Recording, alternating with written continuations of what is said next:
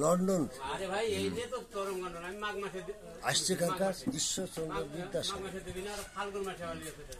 এখন বিদ্যাসাগর করছে আপনি দেশের লোক লন্ডনে ফিরে যান, আপনি বাংলার ডিগ্রি নিতে পারবেন।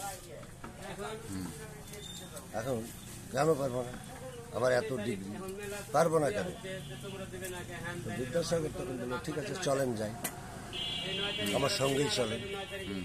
ডিগ্রি যখন দিয়ে দেবেন তো এরকম একটা স্টলে ঢুকছে, ঢুকে এই এক গ্লাস পানি দাও, দিয়ে দিল এক গ্লাস পানি, লিখে নিল যে আমরা তো ওয়াটার বলি, এরা পানি বলছে। আর এক দৃষ্টিকে করছে যে এক গ্লাস হানি দাও, হানি হানি হ্যাঁ পানি এনে দিছে। আর এক দৃষ্টিকে ঢুকে বলছে এক গ্লাস পানি দাও,